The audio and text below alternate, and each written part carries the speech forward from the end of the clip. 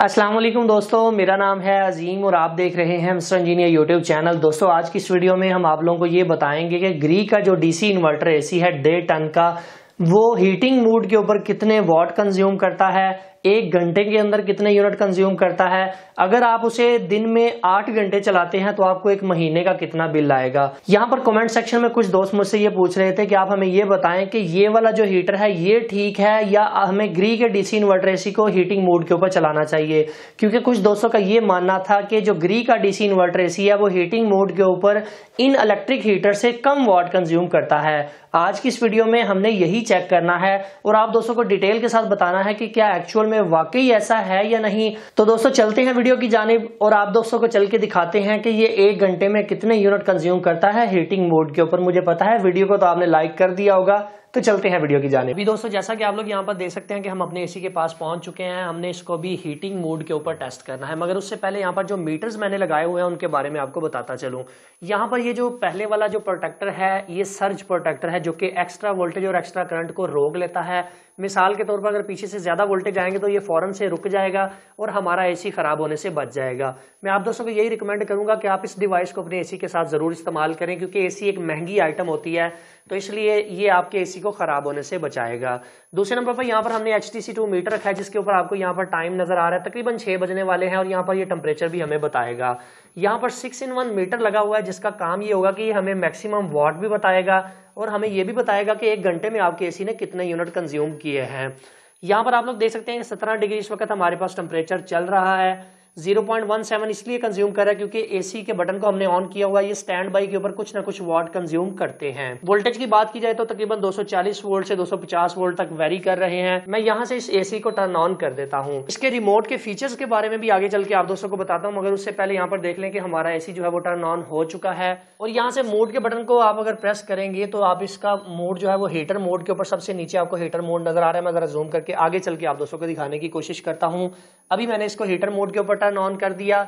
6 बज रहे हैं, आप लोग यहाँ पर देख सकते हैं कि हमारा एसी टर्न ऑन हो चुका है। अभी ये गर्म हवा फौरन से नहीं देने लग जाएगा। कुछ एसी होते हैं वो 1 मिनट के अंदर ही टर्न ऑन हो जाते हैं, कुछ एसी होते हैं जो 5 मिनट भी लेते हैं हीटिंग मोड में एक्टिव होने के लिए। यहाँ पर ये जो जितनी भी प्रोडक्ट्स आपको नजर आ रही हैं इन सब के लिंक मैं डिस्क्रिप्शन में डाल दूंगा, अगर आप चाहें तो वहां से परचेज कर सकते हैं। आप लोग यहाँ पर देख सकते हैं कि हमारा एसी जो है वो स्टार्ट हो चुका है। 1.7 एम्पेयर, 1.9 एम्पेयर आप यहाँ पर भी देख सकते हैं कि 2 एम्पेयर, ऊपर भी आप यहाँ पर 2 एम्पेयर देख सकते हैं। इसके अलावा अगर वाट कंजम्पशन की बात करूँ तो ये येलो कलर में आपको वाट दिखाई देंगे कि टोटल कितने वाट हमारा एसी इस वक्त कंज्यूम कर रहा है। एक चीज यहाँ पर याद रहे कि अगर आपके पास ये सारी एसेसरी नहीं है तो आप इसको बड़ी ही आसानी से क्लैम मीटर की मदद से भी कैलकुलेट कर सकते हैं, क्योंकि जब आपका एसी हीटिंग मोड के ऊपर चलता है तो तब इसका पावर फैक्टर 1 होता है। तो आपने परेशान नहीं होना, सिर्फ आपके पास एक एम्पेयर मीटर होना चाहिए या क्लैम मीटर होना चाहिए।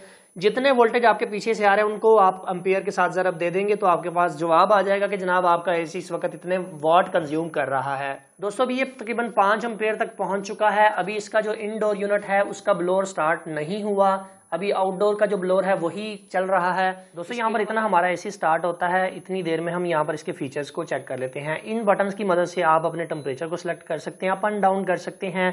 मूड के बटन को प्रेस करके आप यहाँ पर अपने एसी की मूड को चेंज कर सकते हैं। जैसा कि आपको पता है यहाँ पर ये वाला जो मूड है ये कूलिंग मूड है। इसके बाद जनाब हमारे पास जो दूसरा मूड आता है ये ड्राई मूड है। ड्राई मूड के ऊपर अगर आप चलाना चाहते हैं, ये तीसरे नंबर पर हमारा फैन का ब्लोअर मोड आ जाता है। और चौथे नंबर पर ये जो मोड है ये हीटर मोड है, जिसके ऊपर सन का निशान आपको दिखाई दे तो ये आपका जनाब हीटर मोड होता है। इसके बाद यहाँ पर फैन की स्पीड को आप कंट्रोल कर सकते हैं। अगर हीटिंग मोड के ऊपर चला रहे हैं तो मैं यही रिकमेंड करूंगा आप या इसे ऑटो पे रहने दें या इसे मैक्सिमम पे ले जाएं। मैक्सिमम ज्यादा बेहतर है। इस बटन को प्रेस करते हैं तो ये ऑटोमेटिकली इसको डिटेक्ट कर लेगा कि आपको कितना टेम्परेचर चाहिए। इसके बाद यहाँ पर स्लीप मोड है, जितना टाइम आप इसके ऊपर सेलेक्ट करेंगे उतने टाइम के बाद जनाब ये स्लीपिंग मोड में चला जाएगा। यहाँ पर टेम्परेचर का बटन दिया गया है, अगर आप इसको प्रेस करेंगे तो आपका एसी ऑटोमेटिकली उसको डिटेक्ट कर लेगा कि आपके रूम का जो कूलिंग है या जो हीटिंग है वो पूरी हो चुकी है, तो उसके बाद उसे टर्न ऑफ कर देगा। टाइमर ऑन से आप टाइमर ऑन कर सकते हैं, टाइमर ऑफ से आप अपना टाइमर ऑफ कर सकते हैं। यानी कि आप अगर चाहते हैं कि यार मेरा एसी सिर्फ 2 घंटे चले तो यहाँ पे जाके अपना टाइम आपने सेलेक्ट कर देना है,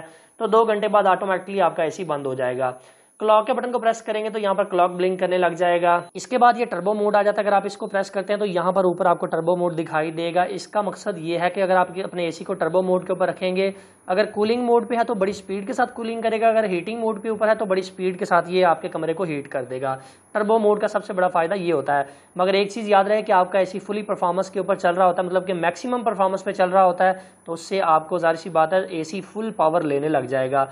मैं ये रिकमेंड नहीं करूंगा। इसके बाद लाइट का बटन है। लाइट के बटन को अगर आप प्रेस करेंगे तो एसी के ऊपर लगी हुई जो लाइट्स हैं वो ऑन ऑफ होने लग जाएंगी, मतलब कि यहाँ पर ये जो टेम्परेचर आपको दिखाता है। इसके बाद एक्स फैन का बटन है। इससे मुराद ये है कि आप जनाब अपने हीटर के ऊपर अगर एक्स फैन को टर्न ऑन कर देते हैं, जब आपके कमरे की कूलिंग या हीटिंग पूरी हो जाएगी तो उसके बाद आपका हीटर का जो फैन है वो चलता रहेगा। सो अभी दोस्तों आप लोग यहाँ पर देख सकते हैं कि हमारा ग्री का डीसी इन्वर्टर एसी प्रॉपर तरीके से काम करने लग चुका है। ये हीटिंग मोड के ऊपर यहाँ पर आप लोग देख सकते हैं कि 7 एम्पेयर इस वक्त यहाँ पर कंज्यूम कर रहा है। और अगर पावर की बात करूं तो 1690 तकरीबन वाट 1700 वाट तक ये पहुंच चुका है। हमने ये देखना है कि मैक्सिमम कितने तक जाता है। और अगर टेम्परेचर की बात करूं तो टेम्परेचर आप यहां पर देख सकते हैं कि 19 के ऊपर हमारा इस कमरे का टेम्परेचर पहुंच चुका है। तकरीबन 5 मिनट लेता है ये हीटिंग मोड के ऊपर भी और कूलिंग मोड के ऊपर भी। प्रॉपर तरीके से इसका आउटडोर यूनिट चलने में 5 मिनट लगते हैं, चाहे आप इसे हीटिंग पे चला रहे हैं चाहे आप इसे कूलिंग पे चला रहे हैं।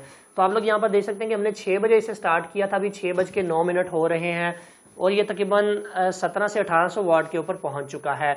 और हमें इस वक्त अच्छी खासी इसके अंदर से गर्मी जो है वो महसूस हो रही है। टेम्परेचर में वाज़े फ़र्क मुझे यहाँ पर महसूस हो रहा है। दोस्तों यहाँ पर एसी को ऑपरेट करते वक्त आपने आई फील के बटन को अगर प्रेस कर दिया तो ये ऑटोमेटिकली आपके कमरे के टेम्परेचर को डिटेक्ट कर लेगा, मतलब ना ज़्यादा कूलिंग होने देगा और अगर हीटर मोड के ऊपर चला रहे हैं और ना ही ज़्यादा आपके कमरे में गर्मी होने देगा। अगर आप आई फील को ऑन कर देते हैं तो आपको ये फ़ायदा होगा कि आपका एसी ऑटोमेटिक चलेगा। अगर आप लोग स्विंग के बटन को एक दफ़ा से प्रेस करेंगे तो आप यहाँ पर देख सकते हैं कि एसी का ये जो गेट है ऑटोमेटिक मूव होने लग जाएगा। जहाँ पे आप इसे सिलेक्ट करना चाहते हैं वहाँ पे आप दोबारा से बटन को प्रेस करेंगे, ये वहीं पर लॉक हो जाएगा, उससे आगे पीछे मूव नहीं होगा।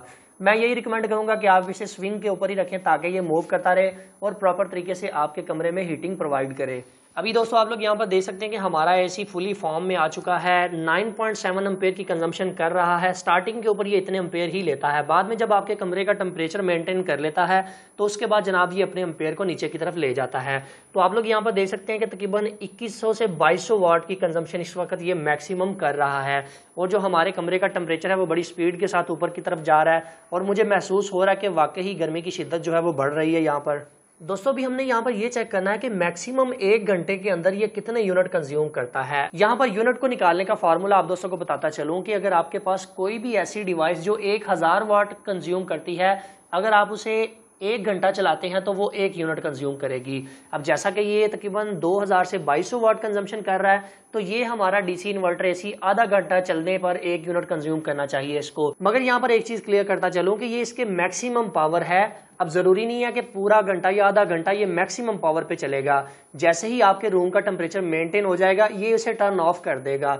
तो इसका मतलब हरगिज ये नहीं कि जनाब इसने 2 यूनिट ही लेने हैं 1 घंटे में। हमने यही तो चेक करना है कि मैक्सिमम ये कितने यूनिट लेता है। तो जैसा कि आप लोग यहाँ पर देख सकते हैं कि 0.23 यहाँ पर लिखा हुआ है, तो इससे मुराद ये है कि 1 यूनिट का तकरीबन 20वां हिस्सा इसने पूरा कर लिया है। 100 तक जाएगा तो आपका 1 यूनिट कंज्यूम हो जाएगा। तो अगर बात करें टेम्परेचर की तो आप लोग यहाँ पर देख सकते हैं कि इस मीटर के ऊपर 25 डिग्री सेल्सियस आपको दिखाई दे रहा है और इस वाले के ऊपर भी तकरीबन 24 हो चुका है। हमने रिमोट से ये सिलेक्शन किया है कि जनाब 25 से ज़्यादा हमें टेम्परेचर नहीं चाहिए, क्योंकि मेरे ख्याल से 25 टेम्परेचर काफ़ी होता है हीटिंग मोड के ऊपर।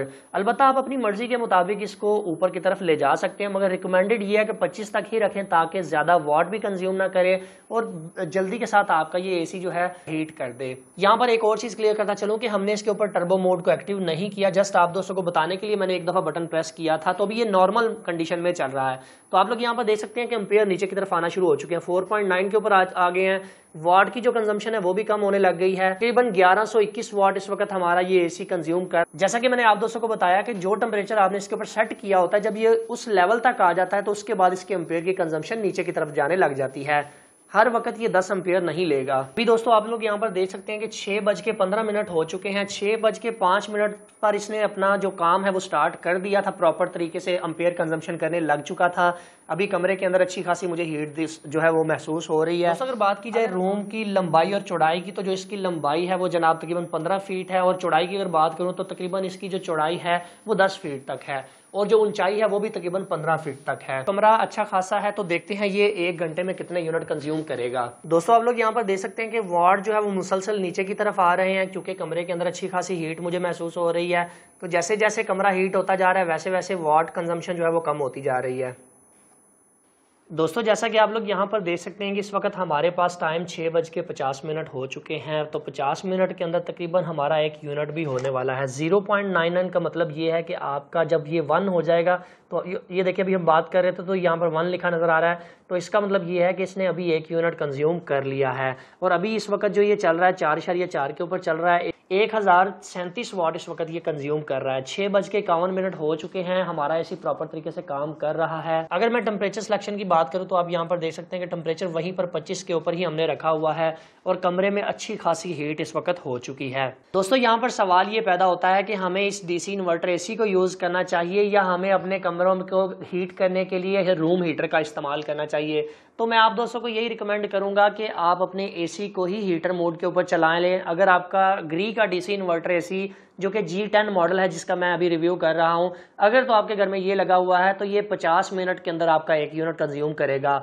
और अगर इसके मद्दे मुकाबले मैं बात करूं दूसरे आम हीटर की, तो वो भी तकरीबन इतनी ही कंजम्पशन करता है, मगर वो ऑटोमेटिक नहीं होता। डीसी इन्वर्टर एसी का सबसे बड़ा फायदा ये होता है कि ये ऑटोमेटिक होते हैं। आपके रूम का टेम्परेचर जब आपके रिक्वायर्ड लेवल तक पहुंच जाता है तो ये या तो अपनी कंजम्पशन को कम कर देते हैं या फिर ये टर्न ऑफ हो जाते हैं। सो जैसा कि आप लोग यहाँ पर देख सकते हैं कि हमारे रूम का टेम्परेचर भी इस वक्त अच्छा खासा है और इस वक्त तकरीबन 948 वाट ये कंज्यूम कर रहा है। दोस्तों जैसा कि आप लोग यहाँ पर देख सकते हैं कि 7 बज चुके हैं और यहाँ पर 1.1 यूनिट मतलब हमारा इस वक्त कंज्यूम हुआ है। तो अगर इसकी कॉस्ट की मैं कैलकुलेशन करूं कि अगर आप इसे दिन में 5 घंटे इस्तेमाल करते हैं तो दिन में 5.5 यूनिट ये कंज्यूम करेगा। और अगर आप इसको 30 के साथ ज़रब दे दें, मतलब महीने का हिसाब निकालना है, तो 165 यूनिट आपका ये डीसी इन्वर्टर एसी कंज्यूम करेगा 1 माह के अंदर। और अगर हम इसको 12 के साथ ज़रब दे दें सारे टैक्स वगैरह डाल के, क्योंकि हमारे एरिया में इस वक्त 8 रुपये यूनिट चार्ज किया जा रहा है, कुछ एरिया में 10 भी किया जा रहा है, कुछ में 12 भी किया जा रहा है, तो आप इसे अपने जो बिल है उसके हिसाब से इसको कैलकुलेट कर सकते हैं। तो जो जनाब हमें टोटल बिल आएगा वो 2000 रुपये इस एसी को चलाने का आएगा। मुसलसल 5 घंटे दिन में अगर आप यूज़ करते हैं, 30 दिन यूज़ करें, तो आपको तकरीबन 2000 रुपये इसका बिल आएगा। अगर बात करूँ रूम हीटर की तो उसका भी तकरीबन इतना सा बिल आ ही जाता है। तो मैं यही रिकमेंड करूंगा कि अगर आपके पास ग्री का डीसी इन्वर्टर एसी है तो जनाब आप उसे हीटिंग मोड के ऊपर आसानी से चला सकते हैं। बहुत ही अच्छा रिजल्ट है इसका हीटिंग मोड के ऊपर। सो फाइनली दोस्तों आज की वीडियो यहीं तक थी। उम्मीद करते हैं आप दोस्तों को पसंद आई है। अगर आप लोगों को इस वीडियो से ज़रा कुछ भी सीखने को मिला है तो इस वीडियो को लाइक ज़रूर करके जाइएगा। और अगर आपने पहले से सब्सक्राइब नहीं किया तो आपने इस चैनल को जरूर सब्सक्राइब कर लेना, क्योंकि हम इस तरह की अच्छी अच्छी वीडियोस आप दोस्तों के सामने लेके आते रहते हैं। अपना बहुत सा ख्याल रखिएगा, अपनी दुआ में याद रखिएगा। अल्लाह हाफिज़। पाकिस्तान जिंदाबाद।